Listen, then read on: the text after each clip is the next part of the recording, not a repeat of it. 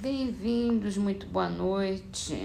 Vamos começar com o livro Agenda Cristã de André Luiz, psicografado por Chico Xavier. O capítulo de hoje é Lucrará fazendo assim. E a frase: esforce-se por entender o companheiro menos esclarecido. Nem sempre você dispõe de recursos para compreender como é indispensável.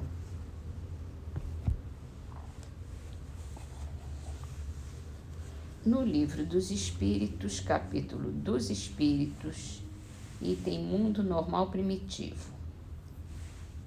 Hoje a pergunta é número 85.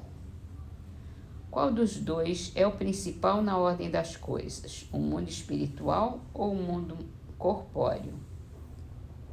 O mundo espiritual, que pré-existe e sobrevive a tudo. É evidente, né? Porque a existência física, a existência material é muito temporária mesmo. A gente vai e volta, até não precisar mais do corpo.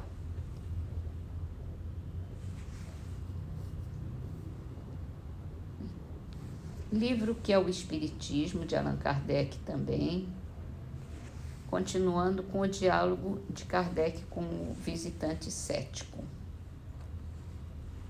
O item se chama Não basta que os incrédulos vejam para que se convençam.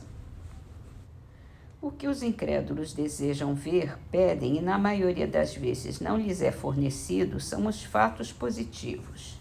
Se todos testemunhassem esses fatos, a dúvida não seria mais permitida.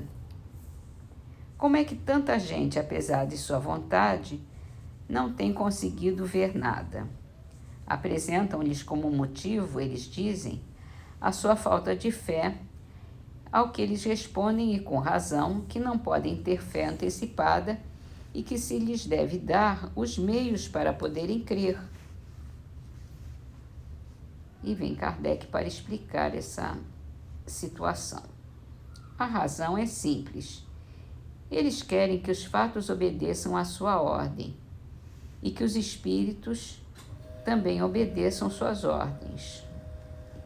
É preciso esperar pela boa vontade dos espíritos. Não basta dizer, mostrem-me tal fato e eu acreditarei.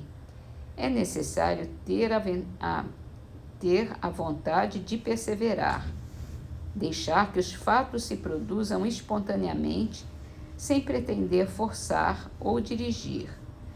Aquele que mais deseja será talvez precisamente o que não obterá. Virão, porém, outros, e o que querem se apresentará quando menos esperar. Aos olhos do observador atento e assíduo, surgem inumeráveis deles corroborando-se uns aos outros, mas quem acreditar que basta tocar a manivela para fazer que a máquina ande, engana-se redondamente. O que faz o naturalista quando quer estudar os hábitos de um animal? Manda-o fazer tal ou qual coisa para observá-lo devagar à sua própria vontade? Não, porque sabe muito bem que o animal não obedecerá, mas espreita as manifestações espontâneas do instinto do animal, espera, colhe-a na passagem. O simples bom senso mostra que, com mais forte razão, deve-se proceder do mesmo modo com os espíritos, que são inteligências muito mais independentes que os animais. É errado acreditar que se exige a fé antecipada de quem quer estudar. O que se exige é boa fé, aliás, coisa diversa. Ora, há céticos que negam até a evidência e aos quais os próprios prodígios não convenceriam. Quantos deles, depois de terem visto, não persistem ainda em explicar os fatos a seu modo, dizendo que o que viram não prova nada? Essas pessoas só servem para trazer perturbação ao seio das reuniões, sem que elas mesmas lucrem coisa alguma. Por isso, vamos deixá-las de lado, por não querermos com elas perder nosso tempo. Muitos até ficariam incomodados se vissem forçados a crer por terem de ferir seu amor próprio com a confissão de terem se enganado. Que se pode responder a quem não vê por toda parte senão ilusão e charlatanismo? Nada. É melhor deixá-los tranquilos e dizerem, tanto quanto quiserem, que nada viram, e mesmo que nada se pôde ou se quis mostrar-lhes. Ao lado desses céticos endurecidos estão os que querem ver, a seu modo, que, tendo formado uma opinião, pretendem explicar através dela tudo. Eles não compreendem que os fenômenos se possam dar contrariamente ao seu desejo. Não sabem ou não querem se colocar nas condições necessárias para obter.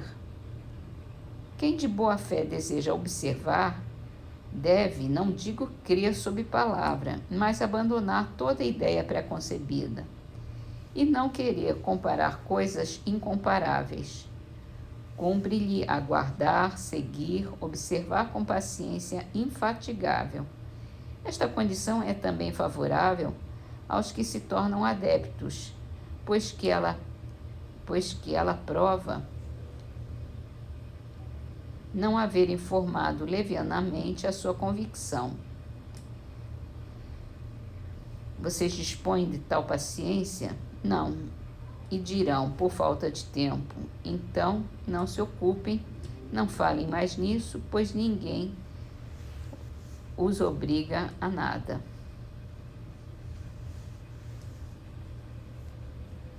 Bem direto, Kardec.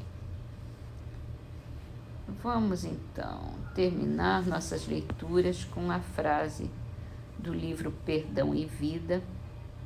Nossa frase de hoje é de Emmanuel.